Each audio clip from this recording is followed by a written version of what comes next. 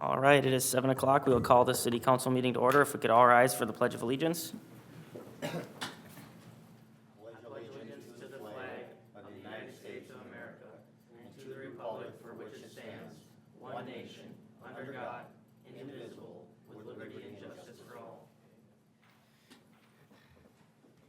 Doing roll call, all members are present. Is there any public comment tonight? If anybody would like to come forward and speak in the public comment, you're more than welcome to.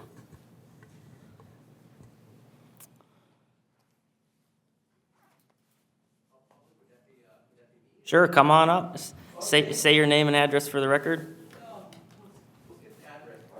Okay, we know who you are. Yeah, there you go. So, my name is Todd Christensen, County Commissioner, District 4. So today we voted on, was that too loud? Okay. We voted on the final stuff for your Highway 65, or not Highway 65, the County Road 5 there, the turnabout.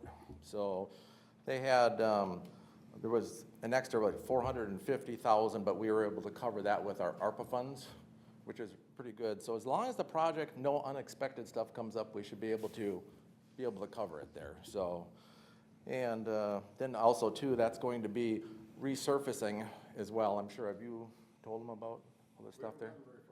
Okay, so it'll be resurfacing from the railroad, one of the railroad tracks there, all the way out to Highway 65 with new curbing, gutters, and then sidewalk updates as well too. So it should be pretty nice. And then I think I was told it was the 2026, is it, that they're gonna start the other side, going west. Yep. On that there, so. Nice. When are they planning east of the tracks? Or west of the tracks, you said 2026? Yeah, I'm thinking that is what I heard, I think. Okay, Yeah. it's west of It's 6.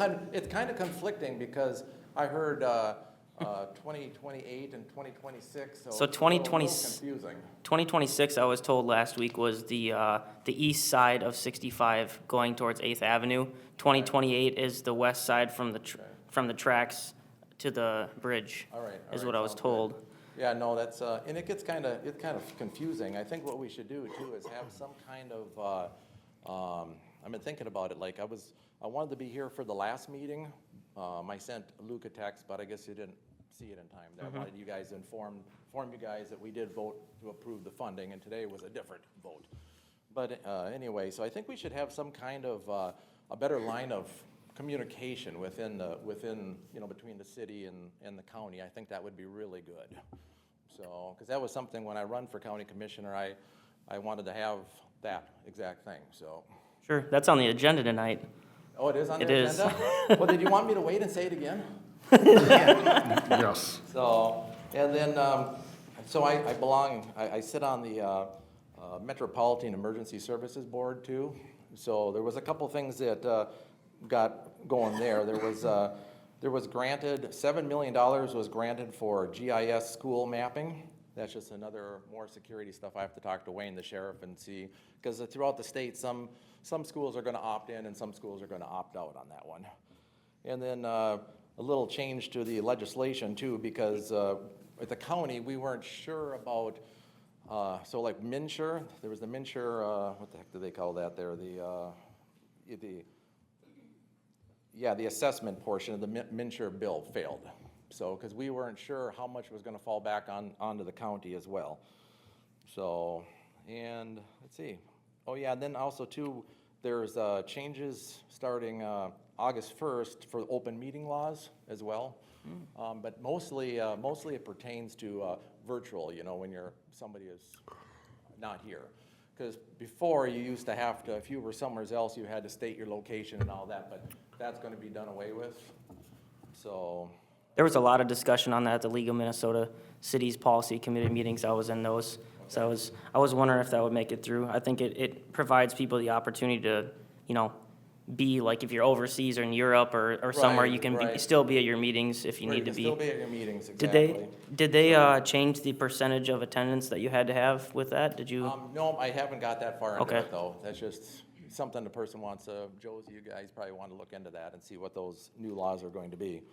But anyway, what questions you guys got for me? We'll have some later, I'm sure. Okay, sounds good. I'm sure I'll have something else to say. Sounds good. Thank you for being here. All right, no problem. Yeah, last meeting, he had texted me at 5:30, and we're not allowed to look at our phones, and we started at 5, so I couldn't see his text. And I saw it afterwards, like, oh, bummer, because we were talking about we wish he was here. So he had texted me, so happy he's here this week, and we can get some feedback going. Any other public comment tonight? Hearing none, we will close the public comment, and we will move on to adopting the agenda. Are there any changes tonight? Good evening, Mayor, Council. We do have some changes that I'd like to make note of. We did have a revision to business item K2, resolution to consider the authorization of a second reduction letter of credit for Fairway Greens North Third Edition, and that was changing the amount in there to be accurate. And then we have a reorder of our business items, and that was to move, so we have a discussion item with Jason Cook here prior to our banking services. And then lastly, we have an attachment added to a consent item, which is L2, resolution to amend resolution 2025-4, authorizing signatories and city credit card use. And that is because our RBC Capital Markets Investment Group requires a specific form with my signature as well as our new finance director, Nick Solberg's signature. So that has been included in here and must be approved by council as well. So, sounds good. Any questions on those changes, guys? Motion to adopt. Second. Motion to adopt by Councilmember Lundin, second by Councilmember Peterson. All in favor, say aye. Aye. Any opposed? Motion carries. The agenda is adopted. Next, we will have the approval of the city council meeting minutes, June 17th, 2025, committee of the whole meeting minutes. Motion to approve. Second. Motion approved by Councilmember Lundin, second by Councilmember Holmgren. All in favor, say aye. Aye. Any opposed? Motion carries 5-0. Next, June 17th, 2025, city council meeting minutes. Any questions? Motion to approve. Second. Motion approved by Councilmember Lundin, second by Councilmember Holmgren. All in favor, say aye. Aye. Any opposed? Motion carries 5-0. Next, we have the announcements. City offices will be closed Friday, July 4th, 2025, in observance of the 4th of July. Committee of the whole meeting Tuesday, July 15th, 2025 at 5 p.m. Planning Commission meeting Tuesday, July 15th, 2025 at 6 p.m. City Council meeting Tuesday, July 15th, 2025 at 7 p.m. Park and Rec Board meeting Tuesday, July 22nd, 2025 at 6 p.m. And the two City Council budget work session meetings Tuesday, July 23rd at 5 p.m. and Tuesday, July 30th at 5 p.m. Any council committee reports tonight? I have one. So I'm on the BMX committee, and it was just a regular meeting. They're just going through all their upcoming events and races. This winter, they're going to be doing a track redesign on some of their turns and straightaways, so just to change it up a little bit. But a couple of you asked me to get their opinion on park stuff over in that area. They said they would like a pump track, but the more expensive one. Well, I was like, it doesn't seem like that's a topic right now for that expensive amenity. And then they were like, if we can't get a nicer one, then they would rather have pickleball courts. Yes, there's several of them that would like to see pickleball courts because some of them do play, but they said that it would be a nice amenity, and a couple of the board members actually live in the city, and they would like to see pickleball courts too. They did say 8 to 16 courts. Yeah. They said See what? Jason's face? Between 8 and 16 courts. Minimum of 8, so you can have tournaments, I believe, and then room to expand. Do they want to fundraise for some of that? I don't think for the pickleball courts. Yeah, well, But Wasn't that recommendation for 6 to 8. I thought six could do a tournament. 6 to do tournaments? so, that was just their recommendation. So I just thought it was kind of funny that they were pushing for pickleball courts, since we just had the same discussion here last meeting. But, yep, that's all I have. A report from the chamber meeting. They didn't have any special speaker, so they gave a minute to any business that wanted to make announcements. A lot of activities going on this summer, a lot of talk about the rodeo. The Chamber of Commerce website, North 65 Chamber, has a really good event calendar. If you want to see what events are going on, they do a good job of keeping that updated. Fire district, I'd like to use a couple hours of the attorney's time, have them look over that agreement. I couldn't get a consensus on the board, which direction to go. It kind of seemed like it was split.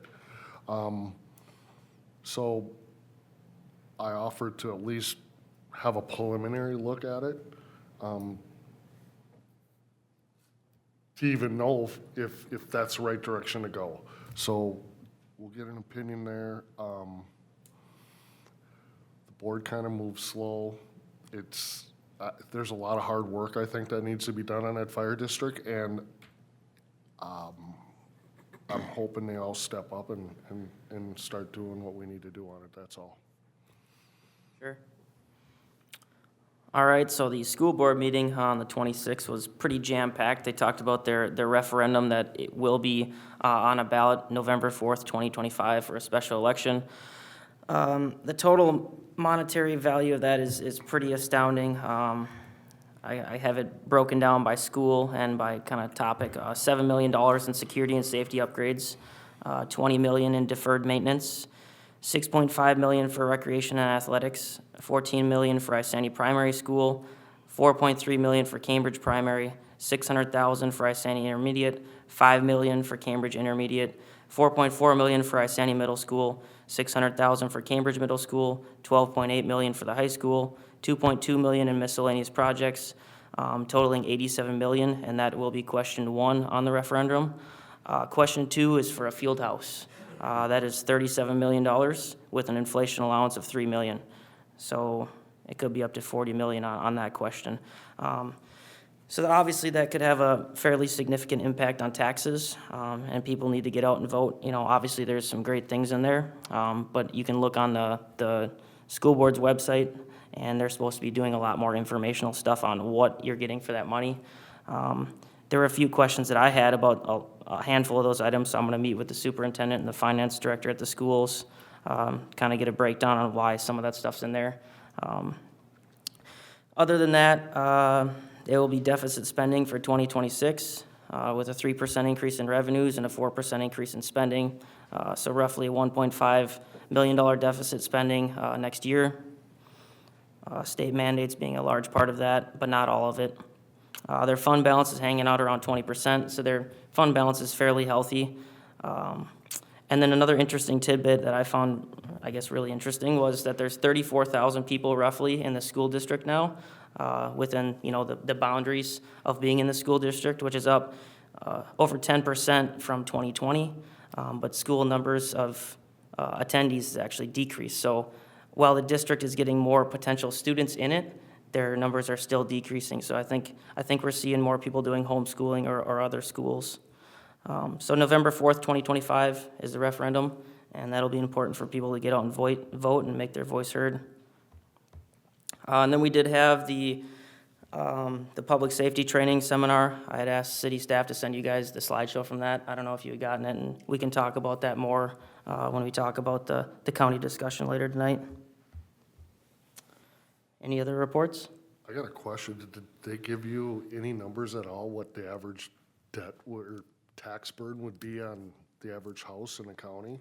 Yeah, so over the lifetime of the bond, it would be roughly $10,000 per household. How long is the Divided bond? into how many years? I think it's 25 or 30 years. So it's the average household anywhere from $200 to $500 per year added to your taxes if that referendum passes. And the average business anywhere from $70 to $1,500 a year more in taxes just from the referendum. That's So- not including the regular operating school budget, that's just the referendum. So if I'm hearing that right, 20 to 30 years, how many referendums will they have in that 20 to 30 years? So you're gonna have to add a lot more on Hope, that. I mean, you would think, or you'd hope that it would be all covered in this, but There's I no I don't way. know. I see one every 5 years. It seems like, I might be wrong, but it Yeah. seems like one every 5, 6 years. So it's a pretty sizable amount. So I hope they do a really good job at educating people on what's included in that. Obviously, there's a lot of things in there that are absolutely essential, but I have questions on a few things myself. So I'll get some answers and come back to you guys at a later date on more of those things. But we have till November. Hopefully, a lot of people learn about what's going on with that. Any other committee reports? All right, we will move on to business item K1, Centennial Drive Southwest upgrade discussion. Good evening, Mayor and Council. City staff have been working with the developer on a proposal to build a 28-unit market rate apartment building on the vacant parcel across from the middle school on Centennial Drive. And so this isn't for the site plan or anything like that yet, but before we have them move forward with that, we wanted to have the discussion of the road condition. And currently, that road condition is not great. We can have Engineer Cook speak more to that. Yeah, it's not great. No, it's pretty much a failed condition, you know, fully alligator cracked.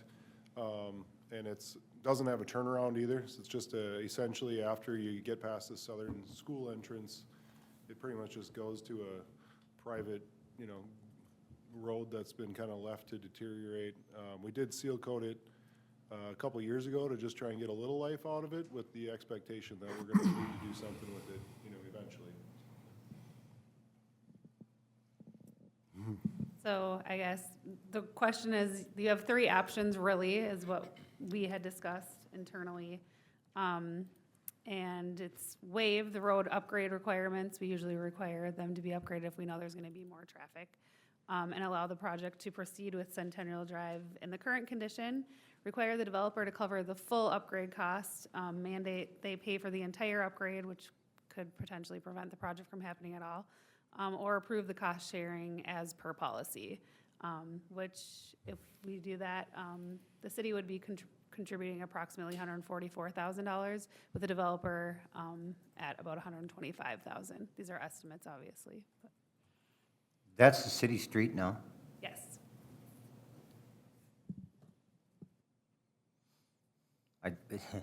I could see that being a nightmare with the school there. The way, we would have to rezone this also, right? Yes, it'll have to be rezoning. It is adjacent to R4 right now, so I don't see there any implications. It wouldn't be spot zoning. We already have R4 adjacent to it, and it's R3, which is low-density multiple family. So no issues foreseen in that direction. But I would also just like to say that currently we aren't plowing that. It's not a priority plow route, so it's a second day plow, and that would have to change. And so that's also the reason for adding, you know, the cul-de-sac bulb is to make plowing easier. The question I have, and I hope everybody doesn't take this out of contents, is that a Section 8 housing? It is market rate housing. Okay. So I had a question on that. How does that work for, I guess, multifamily home or apartment next to a school like that? Is there more background checks? Is that something that's common in those types of scenarios, or how does that work? Nope, nothing changes, just like if you were to buy the property yourself and build a house there. So nothing. Okay. I mean, obviously, it still has to follow all the guidelines legally that they're, I'm sure Travis can, Can the you police give, chief can speak more to that. can you give me an example what type of buildings would go in there right now as it's currently zoned? It could be currently up to, I believe, like an 8-plex for a low-density multiple family per acre, though. So it could be, I don't know how many acres it is off the top of my head, but I would guess 24, if it's almost 3 acres. So it's not that much of a density difference. It was hard to tell in my packet how large this piece of property is. Is it an acre, 2 acres? 3 acres. It's 3? Roughly. Okay. And how many units total? 28. Total, no more planned in the future? I mean, we'd have to go through a site plan review and everything for that process, so. Okay. They wouldn't be able to add more in the future from what they propose unless there's a parcel they decide to, you know, cut off. And that would have to go through all planning approval. Also have to meet like all the setbacks requirements as well as storm and tree preservation requirements as well.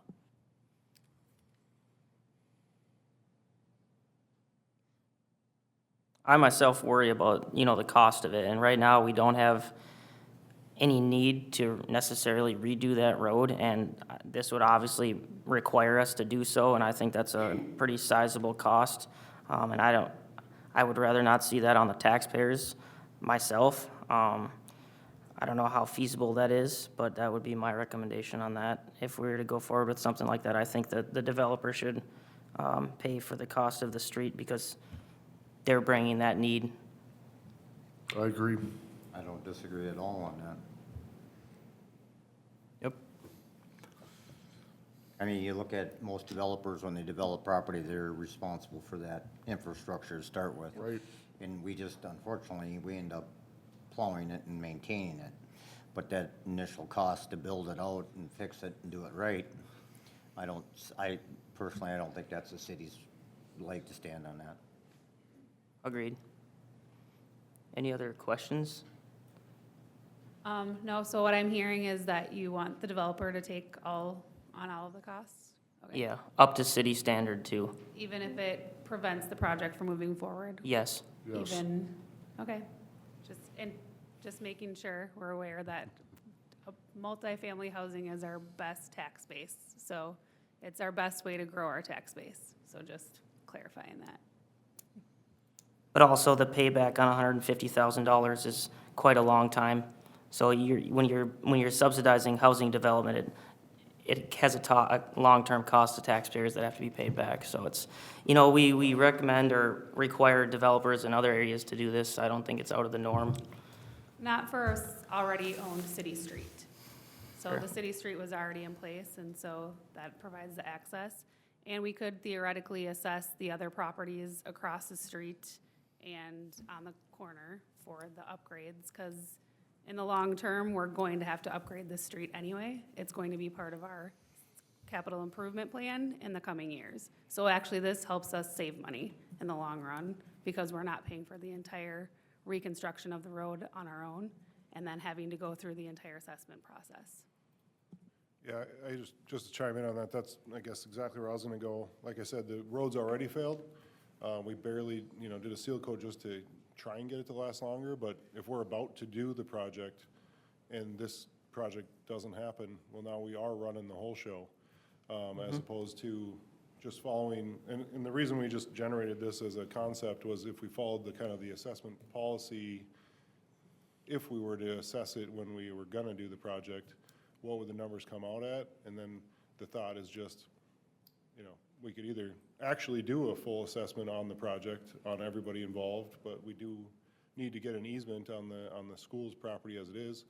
And so this was just kind of that concept of if this is coming down the road, whether this goes in or not, whether or not it's a viable option to get it done sooner so that we do get that turnaround, the people using the school that needed to get a turnaround, have some room to do it, and we get an improvement sooner than later, but, that's why the options are laid out.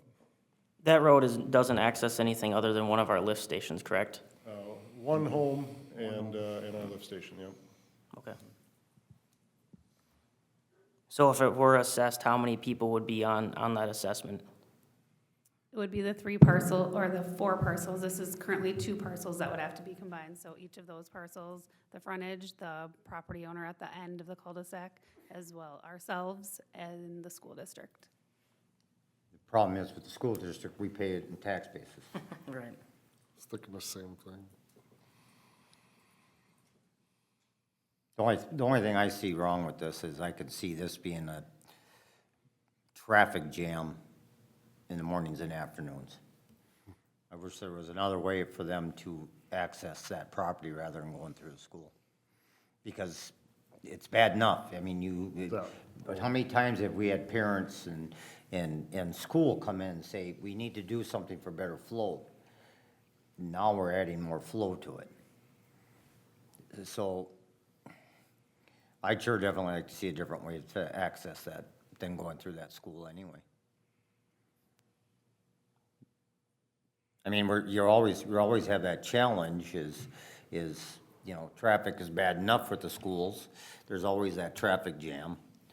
As parents are coming there to pick up their kids, now what do they do when you got people speeding in and out of these apartments? I just I see it as a nightmare.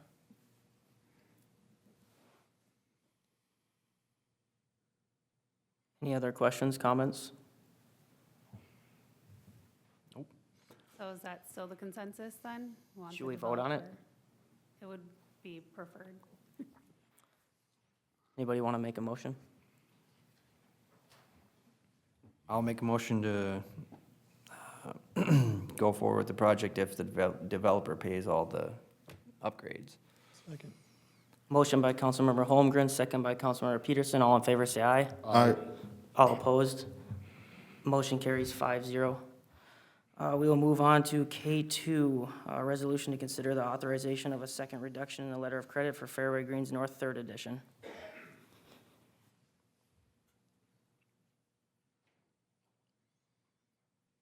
That's me again. Sorry, I was just writing down my votes. This is a reduction in the letter of credit for Fairway Greens North Third Edition. Most of the project is almost completed, and we're requesting approval to reduce the letter of credit by $271,110. And the remaining amount will be held of $520,540.52. Pretty standard operating procedure, Jason?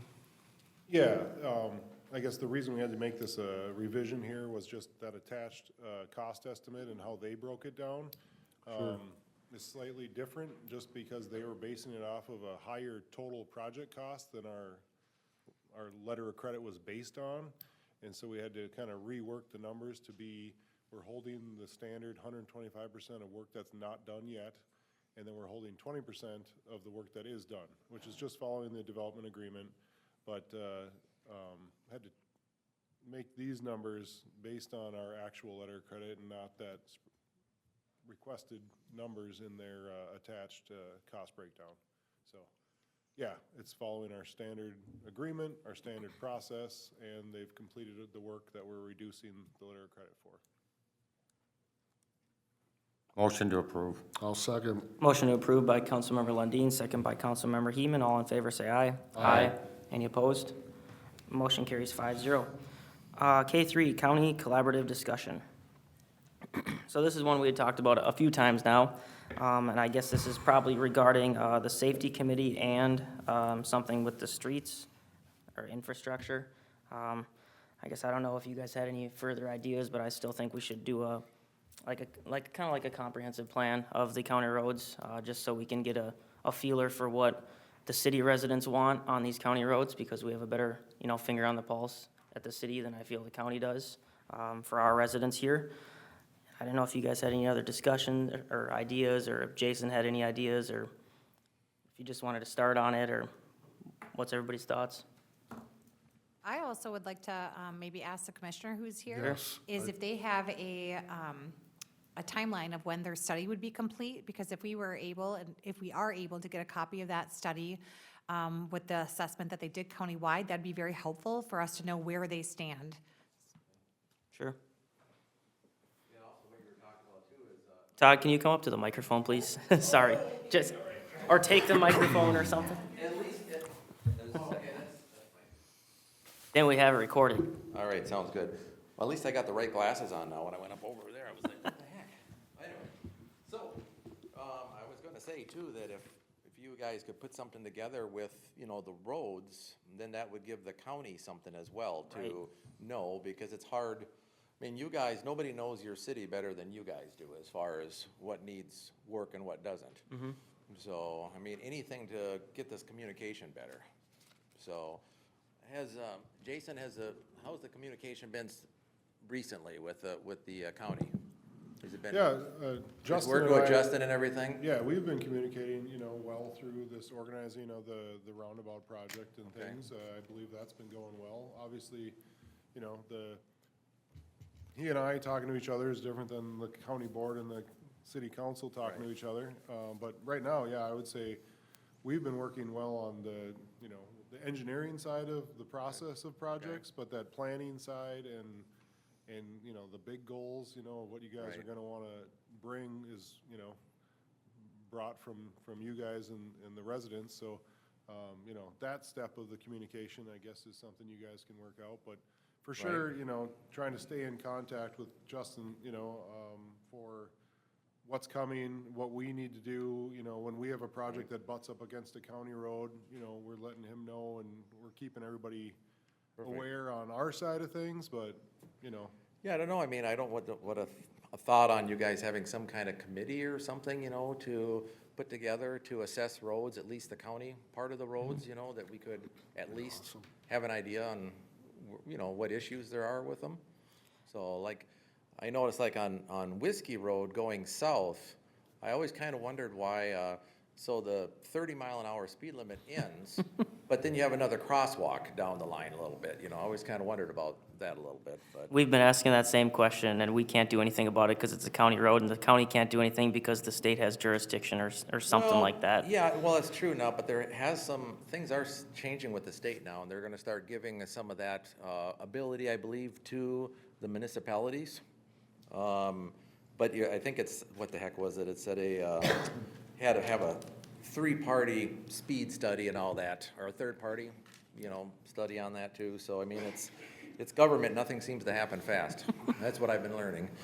So, but we were talking about that, I was thinking about that Quick Trip thing, just all these problems with this roundabout and everything could have been solved if that would have been included in the site plan when they originally coming in, because I know Quick Trip, in a lot of places, they'll pay for the infrastructure that it takes to, you know, because they know it's a high-traffic area.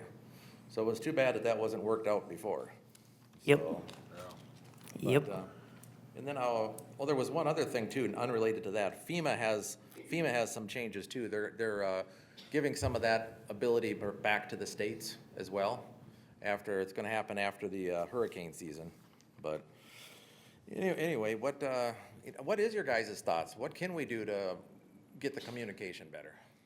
I really would like to know. So my kind of idea was for us to, you know, maybe every meeting we tackle one little area and we talk as a council and decide, you know, what sort of traffic calming techniques we would like to see. Like on Whiskey Road, we talked about like bump outs or, you know, just anything that we could really give a initial direction to the county on, because like you said, the city leaders know the city better than anybody. Absolutely.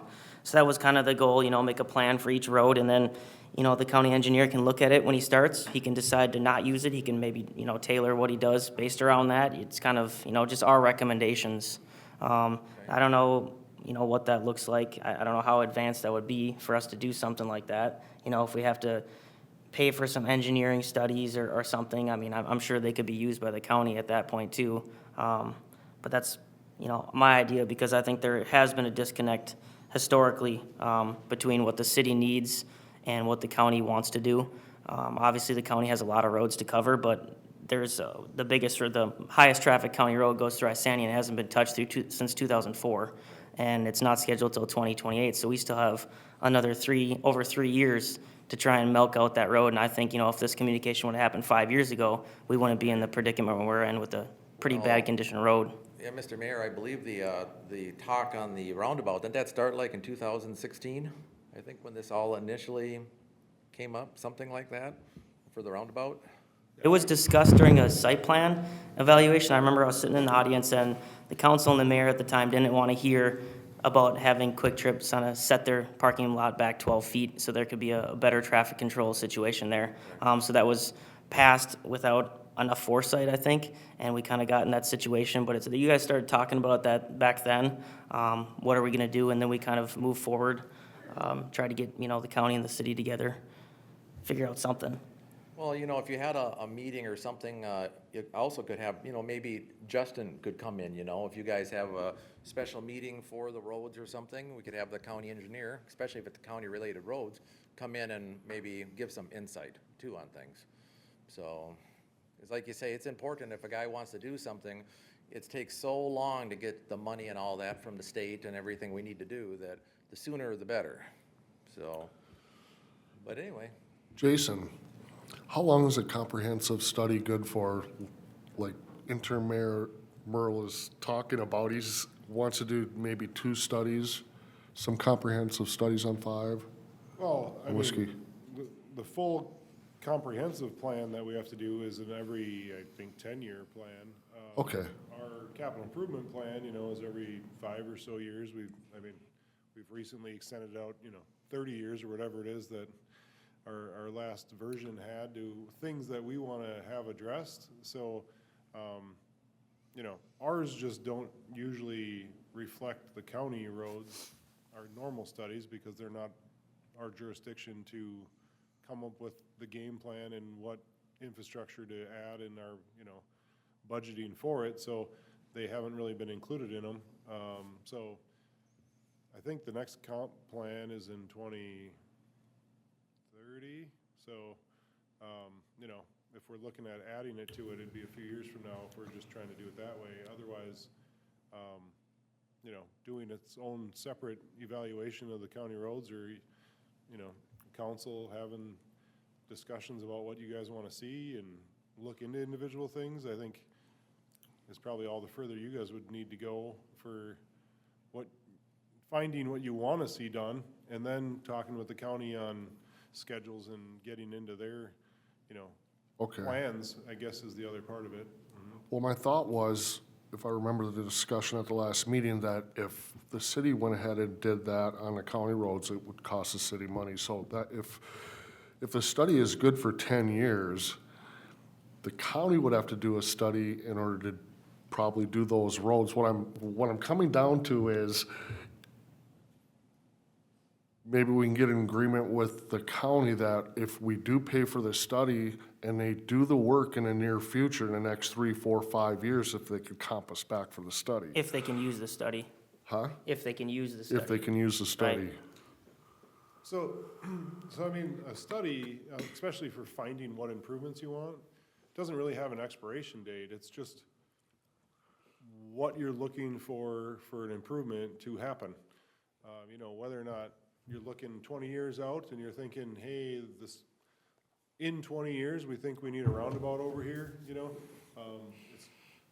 it's really just an evaluation of when you think you would want to see some kind of improvement in the city. If it's based on growth or something, that's one thing, but otherwise, if it's just, right now, we want to see this kind of pedestrian crossing or that kind, it's just coming up with the types of improvements you want to see for, the city's interaction with the county roads, we'll say. Sure. And then that would be something, the sooner we could do it, the better, is then we can bring it to the county, and then they can, when they're looking at each of those segments of road, be able to either grab the things that we're asking for to stick into the estimates and their actual, scheduled work, at the time that they're making that schedule. So if they have a 5-year capital improvement plan, maybe, I don't know exactly what that game plan is, but, getting it into a plan, like those components is as good as anything, and it doesn't really have an expiration date. It's just, how far out do we want to look, because obviously in 50 years, the growth is going to be an unknown, completely different thing, than what we're looking for in the next 10. And that's why the capital improvement plans, all these plans only go out so far, because you just don't know what growth's gonna happen, So you Right. can't really master plan out 100 years because you just don't know what's gonna happen, Commercial development could go in on one of those sections and just change the whole, Right. whole situation. I think we're really starting to build a good communication avenue between the city and the county, better than I've seen in many, many years. And Todd is a great advocate, for his district, and I think if we keep him really informed what our needs are and what we're looking at, and he can maybe relay. Keep me in the loop, and I think what you guys should do is collaborate, as a city council, and work with staff and really try and figure out, if you have any ideas on how we can make the communication even better with the county, because that would be great. I'd love to see that, so, We would too. yeah. I think it'd be really great if we, started a precedent. We do goal setting every year here, right? And if we start the precedent and say there's turnover at the county or at the city in the next 5, 10 years, whatever, we have that process already in place. Like, say, every year we just briefly revisit our initial plan and then see if there's any changes based on that development, so that we always have a you know, some sort of county plan in place for the streets. That was my goal, because, yeah, like you said, right now, I think the communication is great, and there's great commissioners and great city council members, but that's not always the case. So if you start a practice that, you know, can stick and be there for a time, I think that'll be beneficial. Right now, I think we got some great, the county board is really good. That's how I feel Yes, about they it right are. now. So, but yeah, collaborate, see what we can do, come up with something, and then, you know, staff can get it back to me, or I'll present it to the board, Okay? so. I had a quick question. Is there any way we can have more county meetings in the evening? Yeah, what are we doing now, I think, because that was one of the things that I would like to have seen too, more in the evening. Only problem is you, like, you know, if it falls on the same day as your meetings and things like that too, so, like, we had our board meeting this morning, Yep. and if it would be in the evening, then I couldn't be here, so. I think Thursdays are pretty open for most governments. You guys can move your meetings to Thursday You think we evenings. can do that? Yeah, Is it that yeah. easy? Well, just like part of my district is Stanford Township and Athens Township, and their meetings are on the same night. One starts at 6, so I can go there and then get over to the other one. All right. So- I thought I'd try. Yeah, well, yeah, it was a good shot there. Yeah, Mondays and Tuesdays are usually the busy days for meetings in the evenings. That would be nice. I mean, do we have to stick with Tuesdays? What? Do we have to stick with Tuesdays? If they were to happen to change theirs to Tuesday evening? I mean, I don't know. We can look I into think it. we're getting too complicated right now. Let's just stick to good communication. You know? Sure.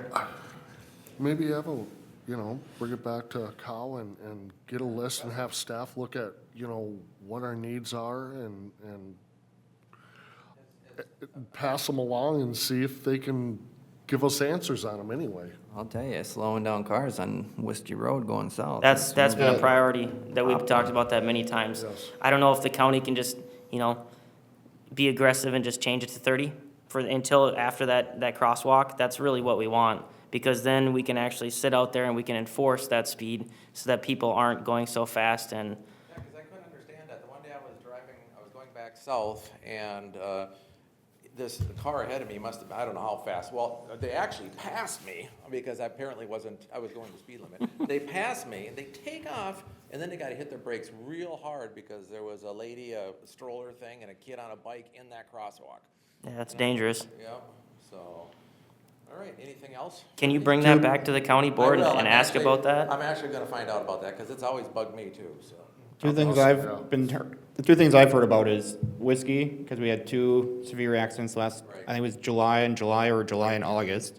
And then also Heritage, they filled in the holes, and within probably 4 to 6 weeks, the holes were back, so, Are you talking about this last time that they filled them in? yes, Okay. right after this past winter, they filled the holes in and they were back pretty quickly, so. And are we talking about on the, what would that be, the east side of the tracks? Be west of the tracks, West east of of Whiskey. Okay, all right. And then it is bad west of Heritage and Whiskey right now, too. There's still a bunch of potholes and cracks out there. It's like every year, once or twice a year, they're out there putting out Band-Aids, and it's like, why is this, and they have it scheduled for 2028. We can't have another 3 years of, this, last year there was damage to people's cars because the fill was breaking up and damaging people's cars, and we had to flush our storm sewer because of it. And we just can't keep having that stuff every year. It reflects poorly on the city leadership, and the residents hate it. I drive that road every day. I hate it. It's People like- assume it's a city You know, road what too. I would- Right. What I would do is, I would have your constituents reach out to the commissioners, put pressure, put pressure on the county too, so. Oh, What is, we've discussed that. Jason, what is the traffic on, you know how many cars you get down 5 there? Or, on Heritage? That's gotta be a very high, it's crazy. It's the #1 traffic county road in all of Isani County. Is it really? Yes, Yeah. and it's hasn't been touched in over 20 years. It's Wow. 13,000 cars a day. That's what the 13,000 a day? MnDOT has. Well, that's because County Road 5 is an inter-county highway. Right. All the No, way that I from understand North that. Branch, Yep. all the way over to Princeton. Yep, connects everything there, right? Yep, all right, well, sounds good. Well, you guys put some things together for us, and I'll bring it to the board. Sounds good. Thanks, Tom. So should we maybe have this on a cow meeting agenda? I mean, I wouldn't mind revisiting it every month, you know, until we get it, plan set in place. Maybe we should schedule which one we want to start, which road we want to start first, so next month we can do some digging Whiskey. beforehand. Whiskey? That's the biggest area Okay. of complaint. Mr. Mayor, one thing, you know, when you're talking about that apartment building, you know, if it comes right down to it, I mean, they could always split the difference in updating the road too as well, potentially, you know? Go in on it together instead of, you know, expecting the city to do it all. So, but just a thought. All right. I better get this back. Thank you. All right, thank you guys. So you guys want to start on whiskey next cow meeting, maybe? We can have Jason bring back some of the preliminary stuff that we had talked last time, like the kickouts and the lane narrowing, and I think we had talked about a handful of things back probably eight months ago, maybe. I think so. Is good with that? And then maybe have it on the book, so every year we can do some sort of revisiting or something. I think that would be awesome. Any other ideas? Okay, and then as far as the public safety stuff, you know, we had the training that the HREM did, I think it was HSEM did. You know, it was all right. There was a lot of surface level stuff. I would like to see more advanced stuff, and I know they're talking about doing more seminars, so I'll be trying to keep an eye out for those. And I will recommend that they have those in the evening if at all possible, because I know a couple of you guys had mentioned that you would like to go to the evening ones if they're available. But otherwise, yeah, it was fairly surface level. We talked about basically the structure with the state and the federal government and the county and the city and kind of the hierarchy of how stuff is reported. The biggest take-home, I think, for the city of Isani was to probably, if there is something that ever happens, just to have all the receipts for everything that we pay out, and then it goes in aggregate to the county, and then the county gets, you know, state funding or federal funding, and then we get reimbursed for it. I know I had talked with Ms. Wood about this, and she was aware that we should keep all those receipts. So that seems to be the biggest thing. And then as far as, you know, just keeping communication open with the sheriff's office and our police department, I think it's pretty good right now, so. Any questions about the training? Did you guys have a chance to look at the slideshow and I did get a bunch more links that I'll try and get the city staff to send you guys with more information on all of it. Nope, I did not get a chance to look at it, but I will, and I appreciate getting a slideshow. I scanned through a lot of it, but no, I didn't dig Okay. into it as much as I wish I could have had time for. Any other questions or ideas, or just trying to go to the meetings that we can, the trainings we can, and then bring back information, have it forwarded to you guys? I think our county is set up pretty well, so it's not a dire concern. I think it's good, so, yeah. All right, if there's nothing else, we can move on to the next agenda item. All right, so we will move on to item K4, resolution to consider entering into agreement for banking services. Mayor and council, it was discussed at the June 17th city council meeting, the proposals received due to our RFP that was initiated in April 15th this year for banking and depository services. There was some discussion there on the banks and what they're proposing, also a good in-depth conversation about their interest rates provided. And one of the questions asked of me at that meeting that I did not know, and I did consult the city attorney, is if we were able to change the terms and potentially only extend a banking agreement with the current bank that we have, or even modified the term from 3 years to 1 year. And we are able to do either of those items. So there is a lot of things that we can do with RFPs, and that includes negotiating, discussing, telling them what other proposers had proposed. And so we were able to get some more information. So you said we can negotiate, correct? Correct. Okay. Have you talked to them, Falcon, about the interest rate? I did. Okay, and what did they say? They were not able to raise their interest rates.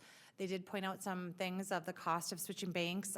They did provide some other options of doing different investment types, but did not change their interest rate. Okay. Mr. Solberg, Welcome. First day on the job and you already have a meeting, so welcome, and we're happy you're here. I know you had a chance to look at those proposals. What's your input on what you think we should do? Yeah, so,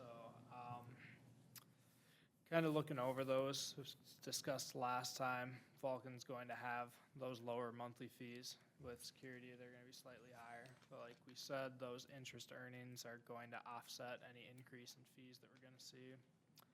Kind of hard to say internally, the security's telling us to be a nice, smooth process, it won't cost us too much staff time, but that's kind of what you expect to hear from them too, so.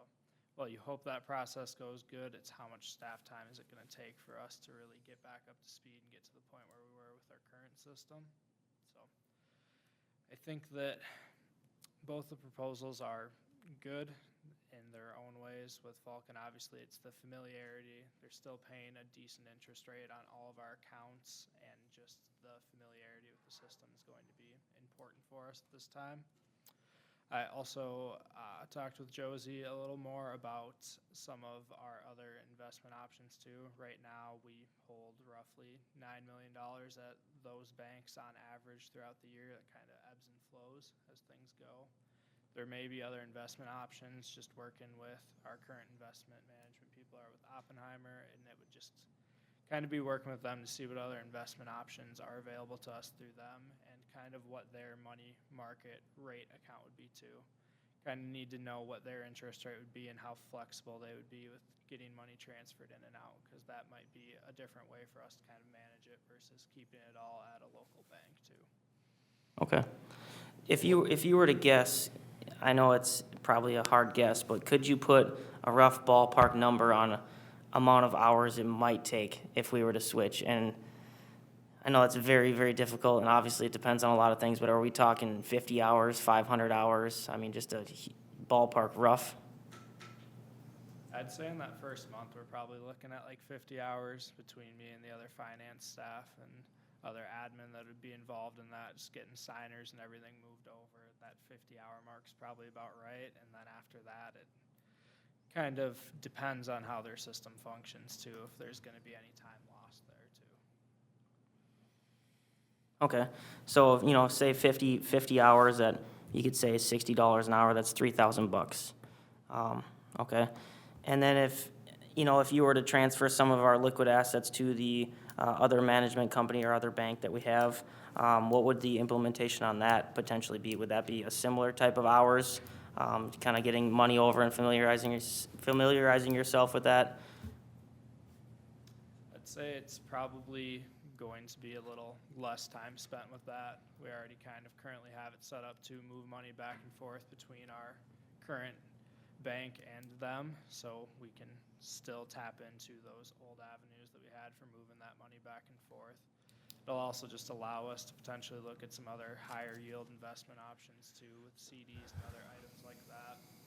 I don't know currently what our investment portfolio looks like and kind of how that's staggered out, but I know in the past, one thing we focused on was making sure that we had liquid cash in those months where we had high amounts going out. So when we're paying for those street overlays, bond payments, stuff like that, that we would choose investments that matured the month before or kind of butting up to those anticipated payments to allow us to have that money free if we did need to transfer money over back into the city bank accounts too. Okay. How hard would it be to negotiate a one-year contract? I'd really just like to see 1 year right now, only to get you in your seat and get you really comfortable with what you're doing and have conversations with you and talk more about this, because I know we talked to Mike a lot about our investments, and, we had a lot of 3 and 4 year CDs out there that were only at 1% nobody could predict what happened, and interest rates zoomed up, but I like to see the money invested for shorter periods of time and make best use of that, and it won't come back and bite us in the future. And I'd like us to have a bank, whoever we bank with, be able to swing money as much as we can back and forth into higher interest accounts, or invest it in short-term CDs, 3, 6 month, 1 year. And I know that when I had the conversation with Mike, he was saying that that's a little difficult to do because it all has to go through a broker, but maybe you can give your thoughts, you know, do some more research into that and see if there's a way to do that and to keep that money 100% obviously looked after each step of the way. But when you're talking $9 million, at one point, that's a lot of money per year. So that's my only hope, is that we can gain a little bit more off of that. Yeah, at the interest rate difference on the two, you're looking between $50,000 and $100,000 difference in yield for a $3,000 outlay to switch, roughly. Those are all just very rough numbers, but The difference was 0.5%. yeah. Yeah. Yeah, like 0.5 or 0.6%. Yeah, so if it's 9 million, that's 45K. Yeah. Versus the 3,000 that you're talking about, Right, the cost. right. That's the brass tacks of it. But I don't, you know, maybe it is just a bad time with, you know, new finance director just starting today, doing a 3-year. I think 1 year might be an appropriate compromise, and maybe they can come back at a higher rate. Maybe Falcon's listening, they're hearing us talk about switching. It's competition, so. I will say that I did get confirmation from Falcon that they would enter into a 1 year. Okay, that'd be awesome. I think we should do the 1 year, but I was thinking, where does the county do all their banking? I'm thinking if the city of Isanti, city of Cambridge, and the county pool their money together and try to get a better rate at one bank, so then we just, as a group, choose one bank, so you'd have a bigger pot of money. Can they I pool don't money like that together, idea. though? You know, That's like- very Well, risky it would all be for the county. separate, but you'd Yeah. just be like, okay, well, if we get a better deal, you know, at Falcon, all 3 government entities would do business with Falcon or whoever had the best bid. It might be difficult because banks have to, they have to assure when they take municipality or county money, they have to back it because there's a $250,000 Yeah. limit that can be insured through the federal government. So they have to actually back it by hard assets, right? So it might be hard to find a local bank that could do both. That's just Yeah. my That's why the thought. fire district always had to, when they hit their maximum dollar amount, they had to roll it over to a CD. Sure. Because once they hit that threshold, it wasn't gonna be insured enough. Right. So they rolled it into a CD. So that, you're not far off on that. I'm in agreeance, let's just go to a 1-year contract with Falcon right now. So he If can they'll get do back to doing business, we're not gonna disrupt anything. We just gotta keep in mind, sometimes there's gonna be disruption and somebody's not gonna get paid or checks aren't gonna be able to get out. Right. That is the biggest problem we're gonna have. So I make a motion, we go with a 1-year contract with Falcon. I'll second. Motion on the floor from Councilmember Lundin, second from Councilmember Heeman. All in favor, say aye. Aye. Any opposed? Motion carries 5-0. Next, we'll move on to the consent agenda. Any questions, comments, issues? Nick? Do I need to abstain from L4? Do we need to pull L4 because I'm involved in that, or? Good question. Ms. Wood? Mayor and Council, yes, that would be my recommendation. So if we could pull that out separately and vote on it individually, and then the rest of the consent agenda, please. Okay. Motion to approve the consent agenda with L4 being removed for a separate vote. Second. Motion by Councilmember Lundin, second from Councilmember Peterson. All in favor, say aye. Aye. Any opposed? Motion carries 5-0. The consent agenda minus L4 is approved. Next, we'll talk about L4. Resolution to authorize a council member to access the city server for the setup of the Restream multi-streaming services. So we had talked about this in the last meeting, and basically Councilmember Peterson volunteered to go in there and flip a couple switches so we could restream or multi-stream on Facebook and YouTube Live at the same time. He can do it in a few minutes. And what was the quote from our contractor for the cost on that? Do you guys remember? Was it $1,000 or? For the hardware solution, I think that was like 1,400? Okay. But Nick has offered to do the work for us, so I have no problem with it personally. I think it's a good idea to offer more live streaming options for people to watch at. You know, if you do it on YouTube, you can watch it on your TV, which is nice. I remember Councilman Holmgren had concerns with that. Well, just making sure we do it after the budgeting. Sure. So, Until August. yes. I'll motion to approve. I'll second. Motion to approve from Councilmember Lundin, second from Councilmember Heeman. All in favor, say aye. Aye. Any opposed? Abstain? Yep. Motion passes 4-0 with one abstention. L4 is approved. Motion to adjourn. Second.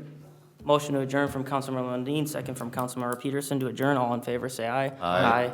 Any opposed? Motion carries 5-0. We are adjourned, and we will pick up EDA in 5 minutes or so. I had to take that register off, that thing rattles. I was wondering how you were doing.